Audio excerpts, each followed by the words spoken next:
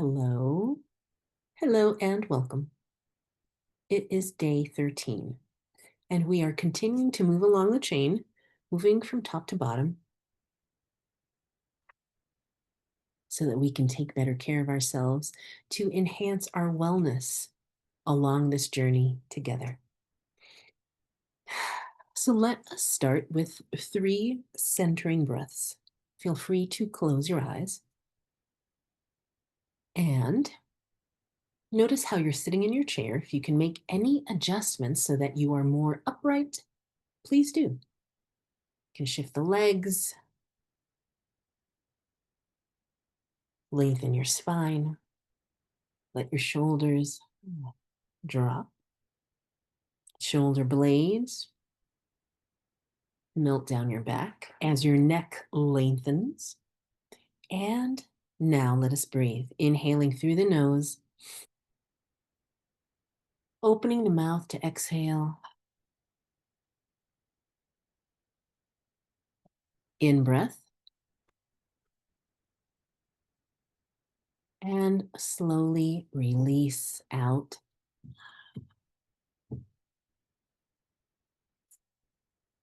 And once more, take that breath in and release. For today's session, body-wise, we are focusing on our hips and glutes, because the hips and glutes are what support our lower body ability.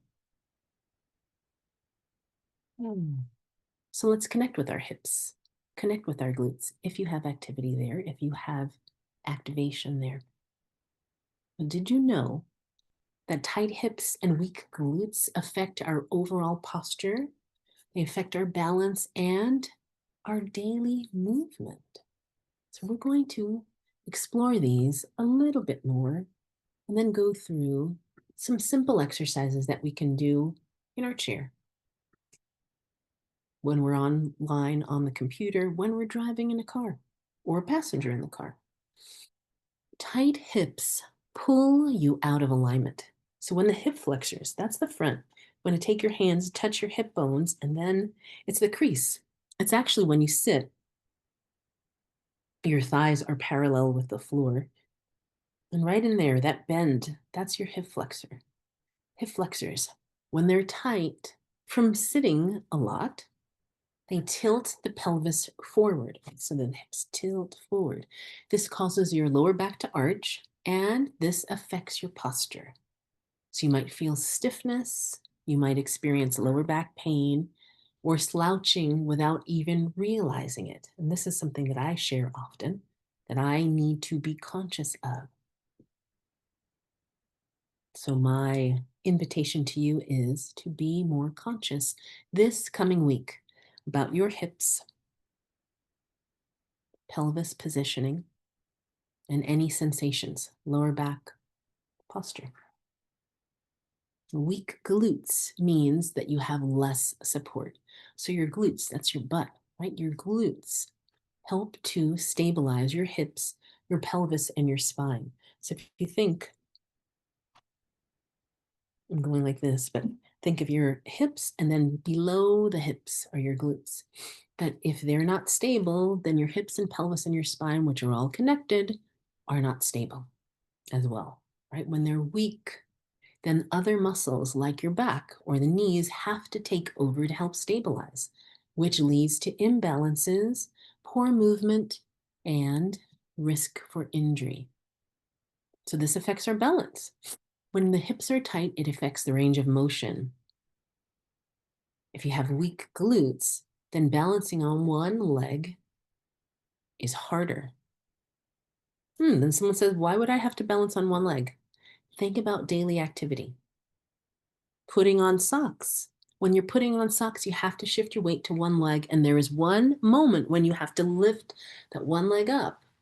So if you are able to stand and have that mobility to lower body, that daily task can be burdensome without that range of motion without the balance. So you might be wobbly. This affects walking. So it's not just that. It's not just I'm not doing single leg balances. The act of walking, shifting body weight from one foot, one leg to the other, there is a brief moment when it is a balance, where weight is on one side. And so this wobbly instability, less powerful, affects your movement. And when the glutes and the core are not activated, when they're asleep, then your core has to work harder and it often cannot keep up. This then leads to poor control and more fatigue during movement. So our everyday movements suffer. Getting up from a chair, going up the stairs, walking, it feels harder. You might notice tightness, poor posture, or feeling off, feeling unstable, feeling wobbly, lack of confidence, maybe a little bit of fear, trepidation. So we are going to focus on giving our hips and our glutes some more attention this coming week. So when we have less pain, we have more energy and we have better movement. So let's begin. We're going to go from the bottom up. So let's begin by going like this. Place your hands around your hips so your fingers are in the front, thumbs are in the back, and we're going to begin with the bottom section of a cat and cow. So the arching and the rounding, tucking your tailbone under, and then moving to neutral spine, and then bringing the hips forward. So we'll move with our breath, inhale, and a little bit of a tuck. So we have the opportunity now to take our time with this movement to really warm up the hips, the joints, to lubricate them with movement. There is one person in one of my classes, and she likes to say, motion is lotion. So we are moving, giving some lotion into these joints so that we can be more fluid. How's our breathing? So we're using the exhale to help us relax into the movement. So if you noticed from our classes that we can use that exhale to relax, you can also use the exhale for a little more power, a little more umph into the movement to deepen the contraction.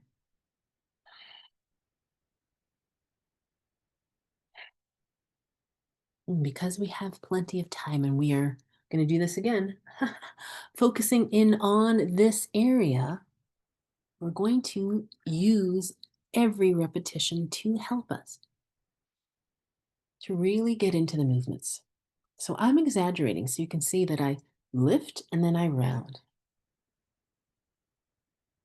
I'm lifting up and then I'm arching. But I'm really trying to emphasize the lower body region. Upper body doesn't need to move as much because we are focusing hips, pelvis, glutes. Coming to neutral and then creating that arch. And can you continue to lengthen the spine as you breathe? Inhaling, neutral spine, coming to center, and then tucking that tailbone under. It's really like this. It's kind of like a cupping with the tail, lifting up and allowing the hips to move forward. Coming to neutral, and then that's that tucking of the hips. Does this make sense? It's what I'm doing with my hands. As if my hands are around my waist, and as I come forward, the hips come forward. I come to neutral, center, and then let's do two more of these. Inhale, let the hips come forward without force. All of this movement that we do together, we are easing into the movement. We're allowing ourselves to gradually find a comfortable position. We are exploring the range of motion that we have available to us right now and making any adjustments in what you're doing. Maybe you need to adjust your hair. Maybe you need to adjust your clothes. Do we need a little break? So let's take a break right now. Hydration break if you would like, if you need. So continuing with the hips. I went front and back. We're going to go side to side. Really small. It's a tilting. Tilt the hips. The hips are connected. We're all connected, right? So hips, spine, rib cage. You can think of, I'm leaning my hips and it's causing my rib cage to move to the side. So let's think of very subtle movement. Can you feel the movement within? That shifting of the hips. And you're shifting so that one hip might move just a little. You might feel the buttock come off of the seat slightly. A little shift. These are deep internal movements. Feel free to close your eyes. You might be able to hear the music in the background. It's waves. The rise and fall of waves. You can think of your breath like waves rising and falling. We're syncing the movement to our breath.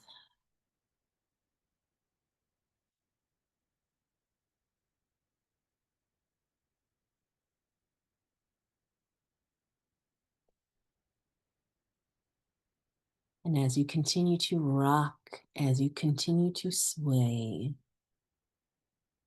connected with your breathing, notice any differences, any changes that are happening in your hips, in the body. So you might have started and you had a smaller range of motion, maybe just very subtle. And as you continue to sway, as you continue to lean, the body becomes a little more, it's signal because we're not forcing, we're taking time that there's a signal, we're signaling safety. It's safe, I'm safe, I can take my time, I can ease. That feels good. We're not straining ourselves.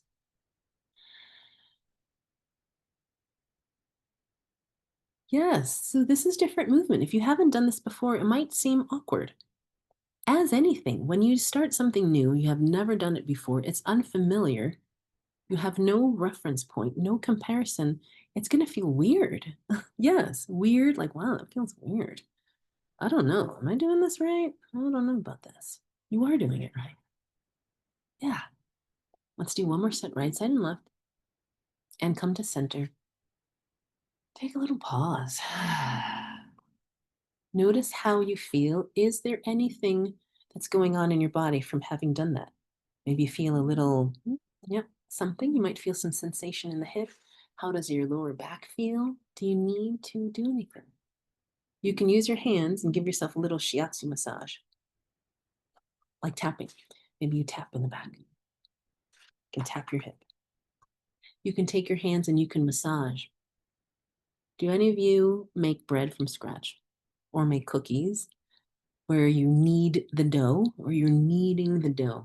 Or have you ever massaged your kale? Kale, you put some lemon juice or some people put olive oil and you massage it and it softens it and it makes it tender. You can do the same for yourself. So we're going to take our index finger and our middle finger and we're going to move around the hip flexor. So we're taking our hands around our hips, these two fingers now, moving in, and just a gentle circular motion, just kind of working in there. And you might feel, what do you feel? Is there an area like, oh yeah, that feels okay? Kind of work in there, a little bit of a massage. Or another option, thumbs lower back region so that you can move your thumbs. I'm going to scooch forward here, move my thumbs, and can massage the lower back. 3, 2, 1. Okay. So now we moved front, we moved back, we moved side to side. We're going to move front, side, back, side. I'll guide you through this. Start one side. And as we begin, stay in tune with yourself. Always stay in tune yourself. This is the invitation of these classes to take what we learn here together with you out in your everyday. To notice, how am I feeling? Oh, I need a little bit of movement so that you're always aware, always conscious. So I'm going to go like this to start. Our hips tilt forward, a tilt to the side, a tilt back, a tilt to the other side. Okay, so we're starting like this. Front, right, back, left. Front, right, back, left. Front, right, back. Good. So you're breathing.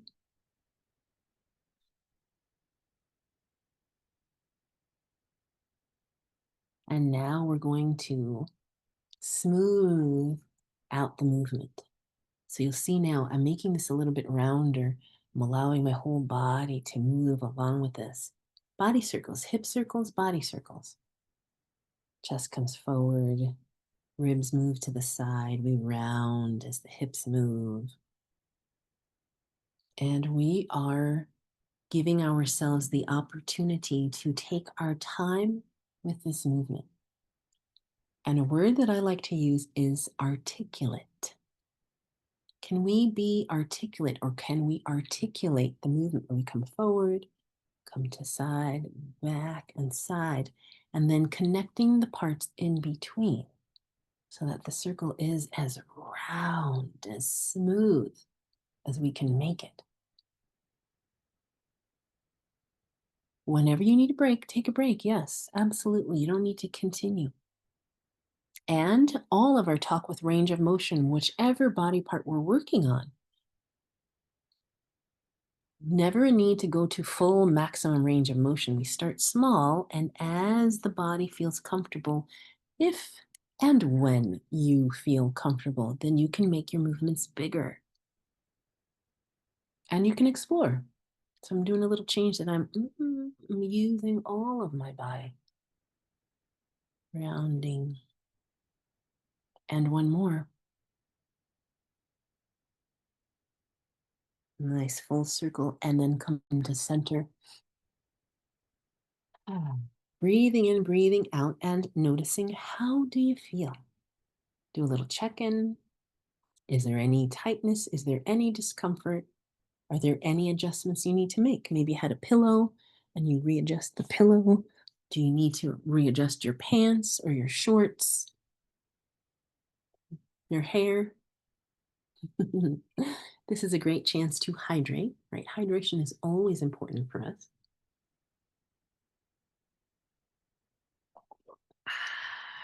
For our joints, for our muscles, for our mobility. How did that go? Good, good, different, interesting, weird, all of those things.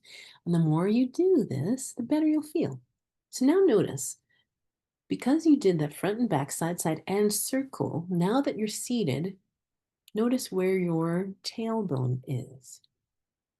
Notice where your hips are situated. Spine, spinal alignment. How does it feel?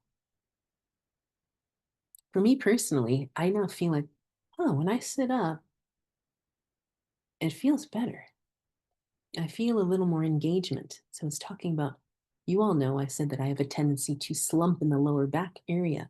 But by doing that, I think it helped me to make more of a connection like, I need to make that connection more often instead of getting tired and fatigued. And then those areas just slump. When I do this, I can remind them, Hey, I need your assistance here. Let's get on board. Let's all work together, body. Maybe that's with you too. Yes, thank you for the reminder. We want to be even and balanced, so now we have the opportunity, doop, doop, doop, doop, to move in the opposite direction. Yes, we have already done this, but we haven't done it in the other direction. So let us do that now to give our body the opportunity to find balance. Begin by this nice, tall, upright posture. Your head is an extension of your spine. Chin comes down, but we're not here, right? We're in that aligned position. Now, if you'd like to place your hands on the hips to begin, let us do that. Let the hips come forward slightly. Again, gradual. We'll start small. We tuck the tailbone under, and then hips come to the side. So think the first few repetitions here, small, gentle, gradual movement. It can be almost imperceptible movement. And I don't know if you can hear the doggy making noise under the table. Yes. Small and gentle where it feels good. Hopefully it feels good. Adjust for yourself if you need to make even smaller. It's okay. All good. It's all good. You're taking your time and we are breathing consciously throughout. If you think inhaling, exhaling.